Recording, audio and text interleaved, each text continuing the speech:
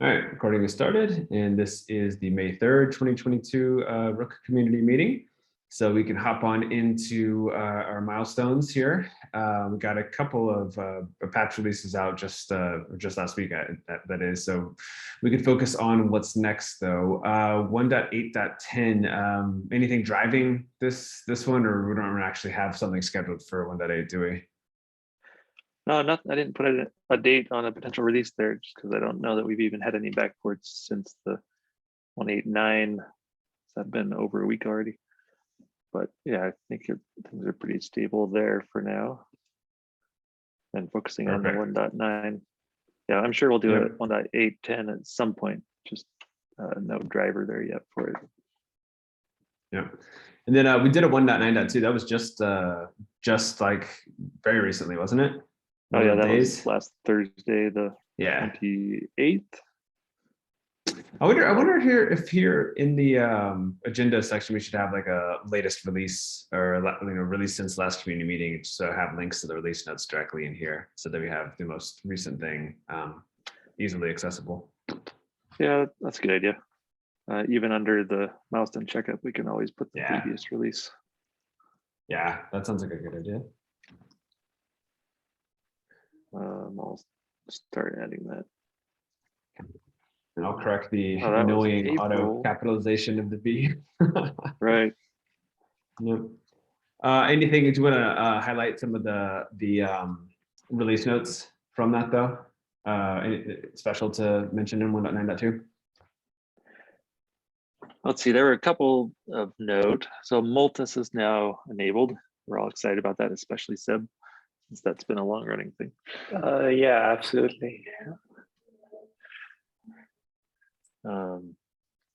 Yeah, minimum supported version was updated to 1.17 of Kubernetes. 1.16 just has some limitations that weren't worth supporting, and nobody pushed back on that update. So we're good. We were good there. And then, yeah, some other things, FCSI updated and other bug fixes. I think those are the main ones to mention. Cool, that sounds good. All right, then let's talk about 1.9.3 then, which will be coming up next Thursday, right? Yeah, May 12th. So next Thursday. To try and get to a bi-weekly cadence again. Yep, that sounds like a good one there. Any blocking issues or issues that folks need some resolution on or anything for 1.9.3? Oh, looks like we need to clean up the board a bit there. There's that one in the blocking release column, which it merged. Yep. So if you want to drag it over to done. Okay. Basically, it seems well, and there may still be something else to watch for here, which is the admission controller is now enabled in a lot of clusters as long as the certificate manager is installed in the cluster. And what this bug is, basically the operator has had some instability because of memory limits, where the operator got restarted occasionally, and that then affects the admission controller, and things might fail. Things would fail with the admission controller if the operator's down. So I think there's still follow-up there with operator stability with the admission controller, but at least increasing the memory limit hopefully will help that the most in the meantime. Is that what this fix ended up being, Travis? That's what that fix is, yes. Okay. Yeah, it looks like for some reason I'm not signed in here, and then I'd have to do two-factor auth and whatnot to get in here. So if you could drag, that would be possibly easier. Yeah, like maybe on this this Chrome profile, I guess I'm not signed in. I will drag it over right now. Okay.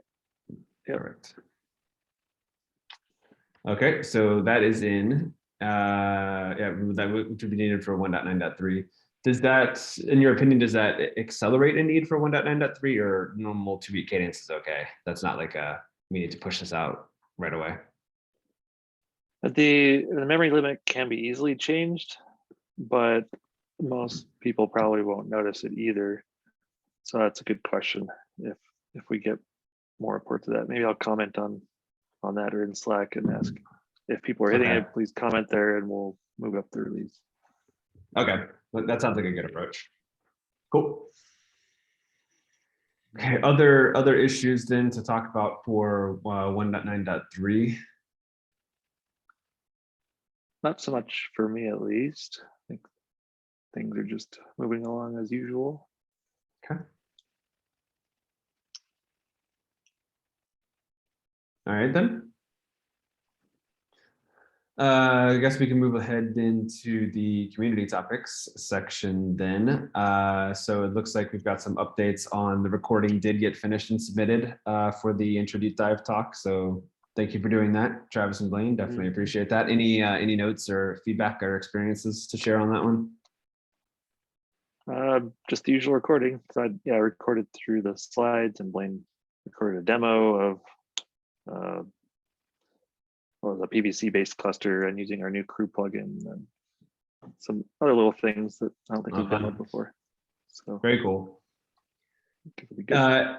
And then for the project updates stuff, did you hear anything back from the speakers, planning committee, blah, blah, blah, whatever?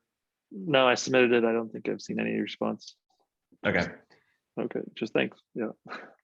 Okay, so yeah, we don't know if we're included or if there's any clarification they needed or anything like that. Right. I'm curious how much mention you'll be there at least, so let us know what you hear. I don't tend to tune in very well on the virtual conferences. Yep, that's totally fair. I'm more tuned out. I'll be tuned out. Yeah, I'll be sure to share that if I see any mentions there. Okay. And then any other questions about KubeCon or anybody that's going to be there that wants to shout out real quick? Still not planned for any Red Hat folks there, right? And Richard, you're not making the long trek to Valencia, I assume. Nope, gonna stay here in the Maigret. Nice. Yep. Okay. No, I saw a lot of discussion just today and yesterday, I guess, on the node loss issues. That's been something that is unresolved for a while, let's just say. So I was excited to see some movement on this. Now I saw a little bit of a proposal here as well. Is that possible, feasible right now, or is there a resolution to next steps for this one?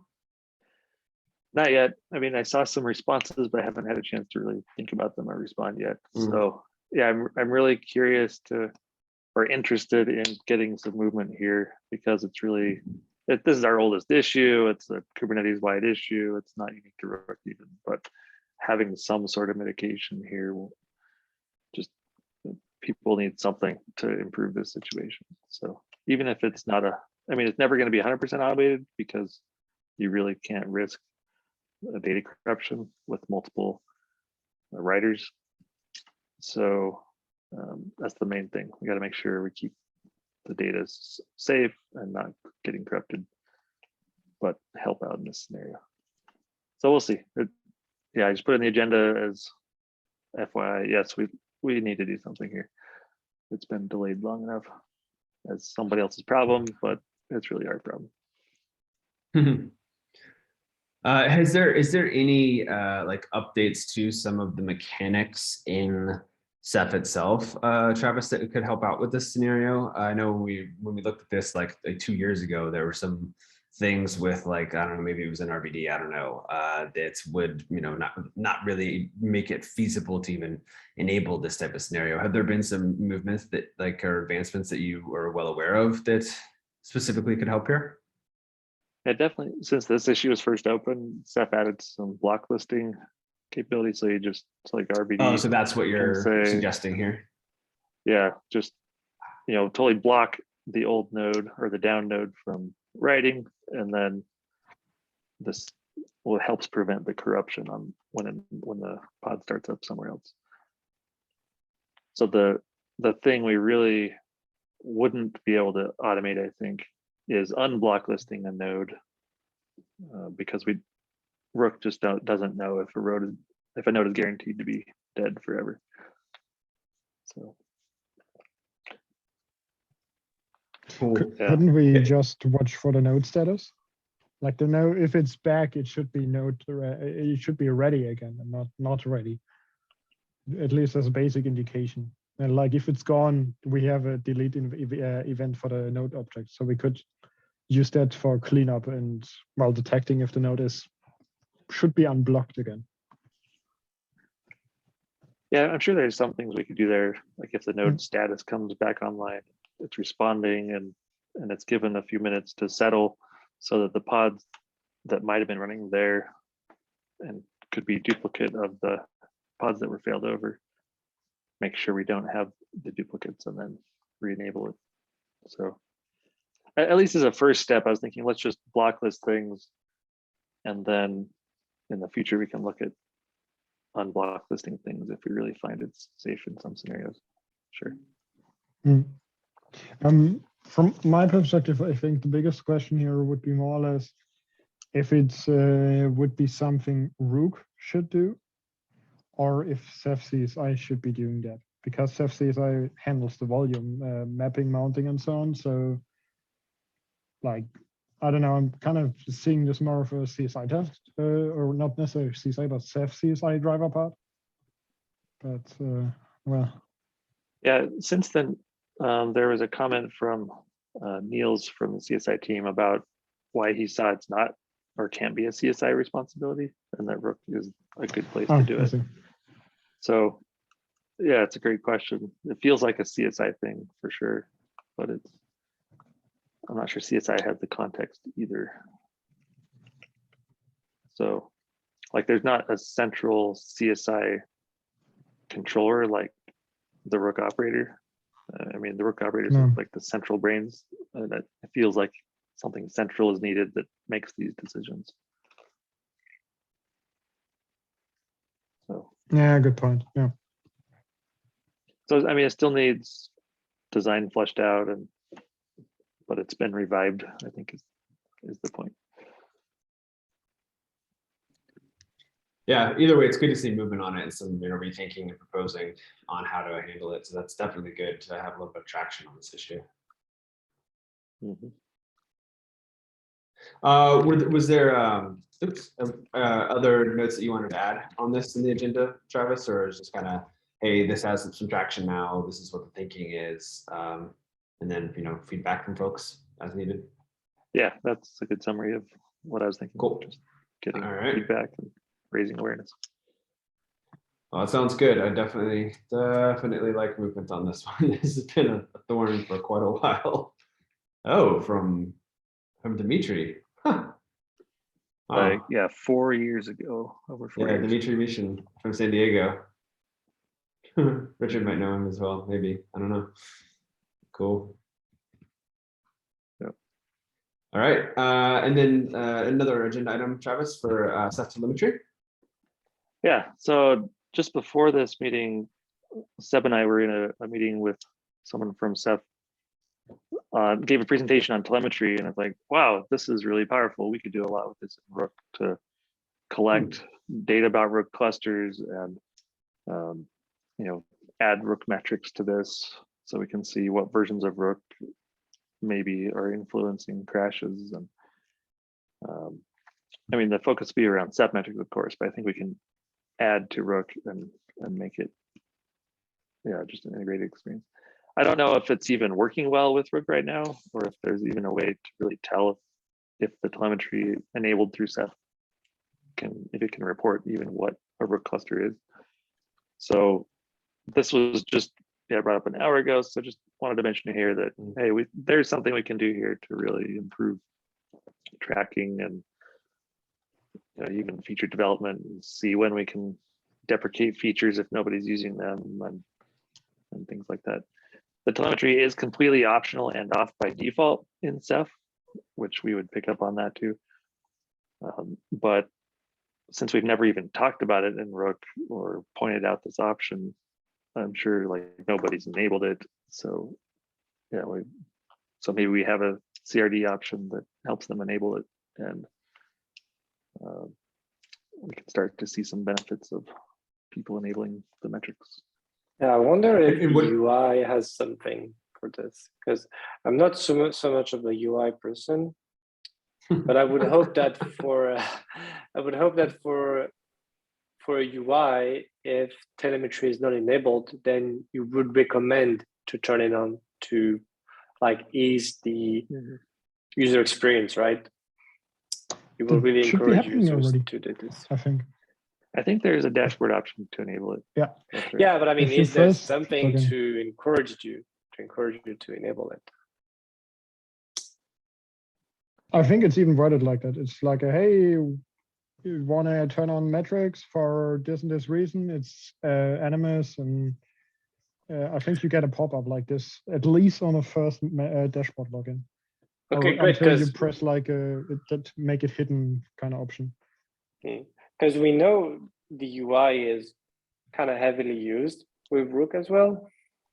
I mean, there has been a lot of issues with the UI over the years, and I'm sure there is a lot of traction and people using the UI with Rook deployments too. So we would hope that they would see that message and turn on telemetry too.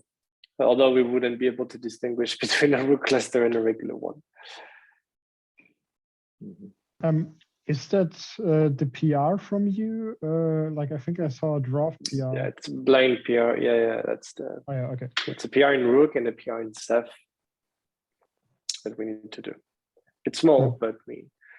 But does the PR already open, or you're talking about what would need to be done? No, Blaine has a PR for it with a really simple approach. Yeah.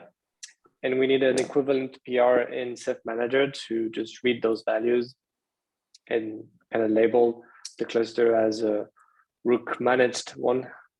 Yeah, I should clarify that. Yeah, it came up like a couple of weeks ago that, we could differentiate Rook clusters and things with that. So he opened that at that time. But this presentation was just an hour ago, and wow, we can really do a lot with this. It became more obvious. Yeah. Well, this will be fun the rest of the day looking at these graphs. Right. And beyond these public charts they have here, there's also some private charts for analyzing crash dumps and things I want to get access to. Not that I want to look at crash dumps from Ceph, but it's a lot more data behind the scenes than what they've got publicly too. Cool. And Travis, what would you mention to what you thought the experience would be for enabling this? Like that would be just an option on a custom resource? Yeah, I think it would make sense. Generally, if you can configure something with Ceph, we probably have an option in a CR that would enable it. So probably the cluster CR in this case. Yep. Some sort of options there. Cool.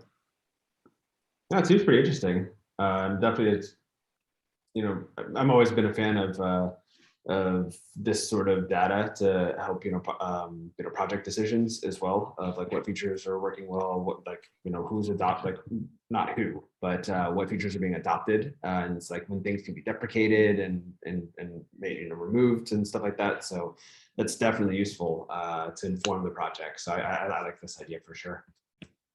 Exactly. The only way we've really collected data about clusters before upstream has been surveys, which it's been at least a couple of years since we did that last. And it's not very accurate anyway, since people either don't respond or they don't want it published publicly either, or whatever. Cool. I like this a lot. So, yep, that's that. Just wanted to put that on the agenda and say how excited I am about it. Me too. Do we want to link Blaine's PR here that helps differentiate or label a Rook cluster, or it's not? Oh, sure. Yeah. Cool. We can link that there, so it's available in the agenda doc. Okay, cool. Well, that's everything that was on the doc. Any other agenda items or things that folks want to bring up? I'm not sure if you have talked about it because it was a few minutes late, but who's going to KubeCon in like, what was it, 2 weeks, I think? Yeah, I think just me, Alexander. The other folks in the group are not coming, I don't believe. Well, the good Mike news, I Perez guess, will be there. Stickers? Yeah, Mike. So Mike will be there with doing a Rook booth. But he's about the only one from Red Hat, I think. Got it. Okay. Related for our I'll drop by the booth. I'll look into bringing the flag, but I don't think I'll go scavenging the local supply stores for a wooden pole for the flag. So not again. Yeah, we've done that before. Cool. Yeah, I'll see you in Valencia, Alexander, for sure. Let's catch up. Yeah. Cool. Okay. Well, if that's everything, then I guess we can go ahead and adjourn. Sounds good. All right. Sounds Thanks, good. everybody. Thanks, everyone. Thanks. Have a See good you one. all. Have a good day. Bye. Bye.